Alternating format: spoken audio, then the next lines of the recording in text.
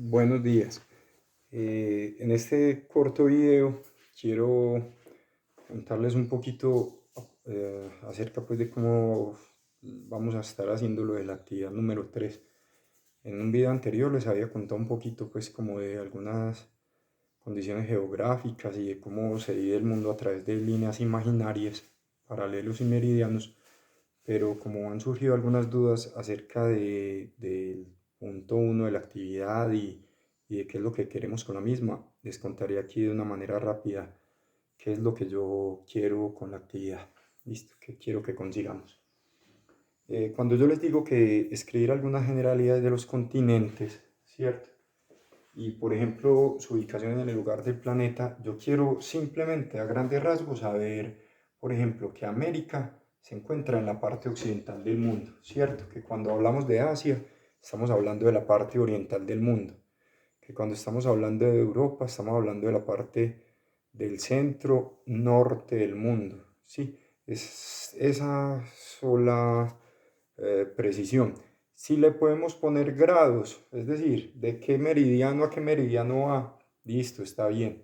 Pero sobre todo, que sepamos si está al norte, si está al sur, con respecto de la línea del Ecuador, ¿cierto? Del paralelo del Ecuador, o si está en el oriente o está en el occidente del mundo. Con eso es suficiente, que por lo menos sepamos a qué lugar de la Tierra se refiere.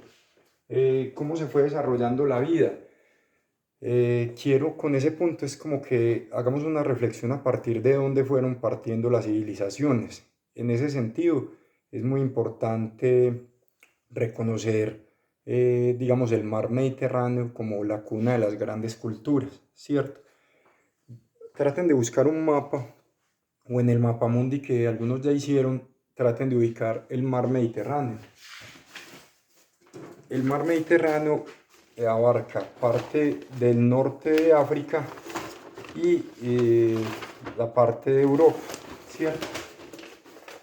El mar Mediterráneo es básicamente esta parte que se encuentra acá, ¿sí? Este es el mar Mediterráneo. Norte de África, parte de Europa, ¿cierto? Y una parte de Asia. Las principales culturas desde la antigüedad estuvieron ubicadas en esta parte del mundo. Entonces tratemos de ubicar un poquito por qué será que en esa parte fue donde se desarrollaron las culturas, ¿cierto? Cuando ahí se habla, por ejemplo, de la agricultura, de cómo fue creciendo la población, la idea es mostrar cómo se fue desarrollando cada una de estas civilizaciones. Pues no algo a fondo, no, eso es un tema que vamos a explorar después, pero que por lo menos entendamos un poquito por qué sería que justo en esos lugares fue donde se establecieron las mayores culturas. Yo les ponía un ejemplo ahí, el río Nilo, la cultura de los egipcios.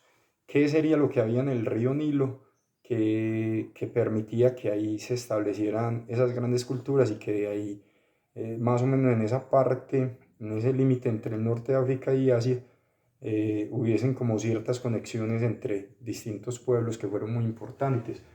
Eh,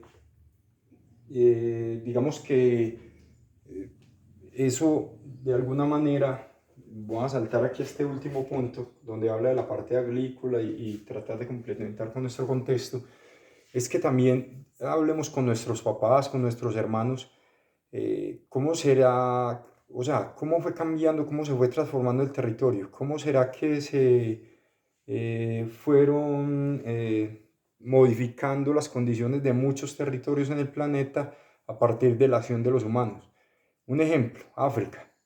Nosotros muchas veces pensamos en África como un desierto enorme, y pensamos que toda la vida fue de ese modo.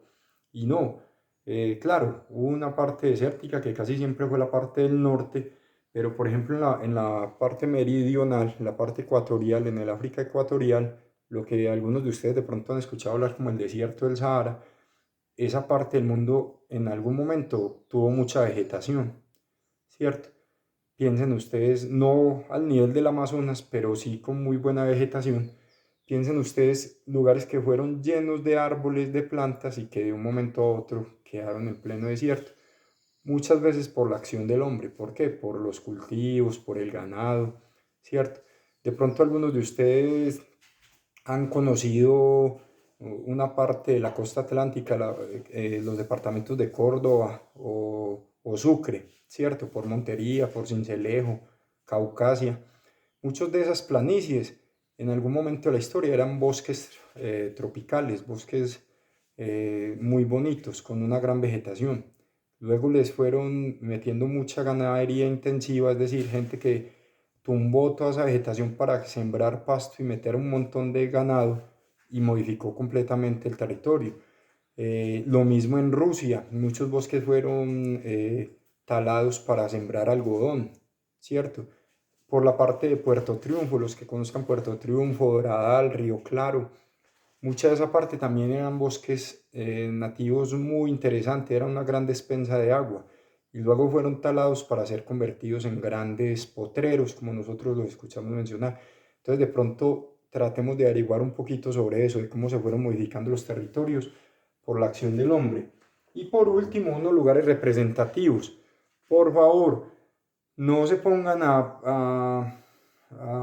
digamos, a transcribir o a hacer una enumeración de toda esa cantidad de lugares que tienen los territorios. No, algunos de los más representativos, con eso es suficiente. Por ejemplo, saber que en América, sobre todo en la parte de Sudamérica, está la gran cordillera de los Andes, ¿cierto? Que en Europa están los Alpes suizos, que en Asia está el Monte Everest, ¿cierto? Es como eso, simplemente unos lugares que son como más representativos y por ejemplo en qué lugares hay como grandes ríos, grandes lagos que sean de nuestro interés, pero no por favor ahondar en toda esa cantidad de detalles porque si no, imagínense, ese trabajo sería inmenso, eso sería para toda una enciclopedia, simplemente lugares que son centrales y que sería interesante conocer. Espero haber despejado un poquito más las dudas. Estaré atento a todas sus inquietudes. Un buen día, muchas gracias. A propósito, feliz día del niño. A disfrutarlo con mucho amor, con toda la alegría. Darle gracias a Dios por todas estas bendiciones que nos da. Y a los padres y acudientes a vivir con mucho amor, a tratar con mucho cariño a nuestros niños y niñas y valorar mucho la fe y la esperanza. Un buen día.